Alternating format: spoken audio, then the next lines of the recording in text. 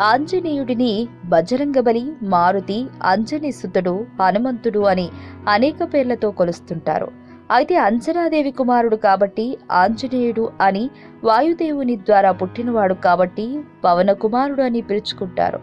ఇంకా అంజనాదేవి భర్త పేరు కేసరి కాబట్టి కేసరి నందనుడు అని పిలుస్తారు. మరి రామబంటు అయిన ఆంజనేయుడు నిజంగా బ్రహ్మచారా? హనుమంతుడి వివాహం గురించి కొన్ని విషయాలను మనం ఇప్పుడు తెలుసుకుందాం. హనుమంతుడి గురువు సూర్యుడు. హనుమంతుడు బాల్యంలో ఉన్నప్పుడు హనుమంతుడి తల్లిగారు విద్యాభ్యాసం నేర్చుకోవడానికి సూర్యుడిని మించిన గురువు లేడు. ఎందుకంటే సూర్య భగవానుడు మనకు వచ్చే చీకటి పోగొడతాడని హనుమంతుడికి చెబుతుంది. అప్పటి నుండి హనుమంతుడు సూర్య భగవానుడి నుండి అనేక వేదాలు నేర్చుకుంటూ ఉంటాడు. సూర్య భగవానుడి కూతురితో హనుమంతుడి వివాహం. హనుమంతుడు తన చదువును పూర్తయ్యాక సూర్యునితో అంటాడు, నాకు విద్య నేర్పించి నన్ను ఇంతటి వాడిని చేసినందుకు చాలా కృతజ్ఞతుడిని అని సంబోధించగా అప్పుడు సూర్య భగవానుడు, నాకు గురుదక్షిణ కింద నువ్వు నా కుమార్తె అయిన సువర్చలను వివాహం చేసుకోవాలని చెబుతాడు. హనుమంతుడి మరియు హనుమంతుడి భార్య.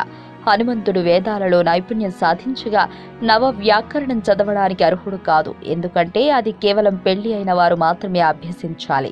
అందుకోసమే సూర్య భగవానుడు సువర్చల అనే అందమైన కుమార్తెను సృష్టించి హనుమంతుడికిచ్చి వివాహం చేసి ఆయనను గృహస్థుడిని చేస్తాడు. పెళ్లి అయిన హనుమంతుడు బ్రహ్మచారి ఎలా అవుతాడు? హనుమంతుడు తన బ్రహ్మచర్యం గురించి ముందే సూర్య భగవానుడికి చెబుతాడు. అయితే వేదాలలో నైపుణ్యం సాధించడానికి నవవ్యాకరణం అభ్యసించడం కోసమే నీకు ఈ వివాహం, అంతే తప్ప నువ్వు ఎప్పటికీ బ్రహ్మచారిగానే ఉంటావు అని సూర్య భగవానుడు హనుమంతుడికి వరాన్ని ప్రసాదిస్తాడు. సువర్చల హనుమంతుడి అవతారం. హనుమంతుడు అనేక అవతారాలు ధరించాడు.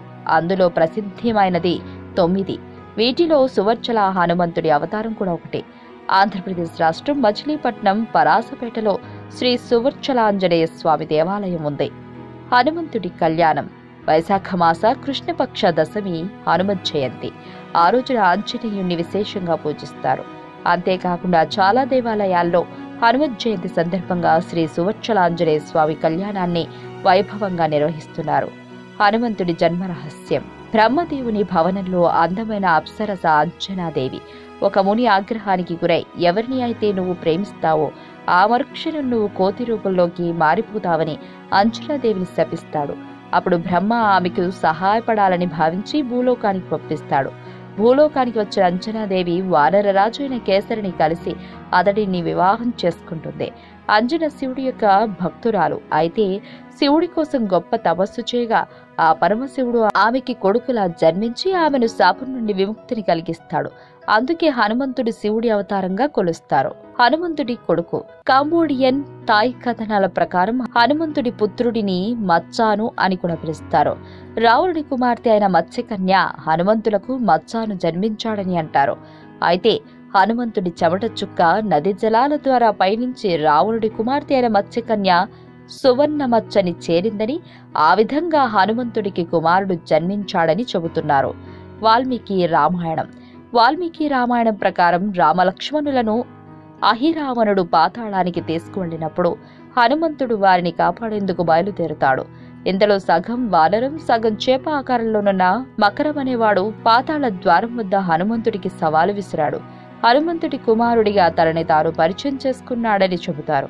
ఈ విధంగా మన పురాణాలలో హనుమంతుడి వివాహం గురించి, ఆయన జన్మ రహస్యం గురించి వివరించబడింది.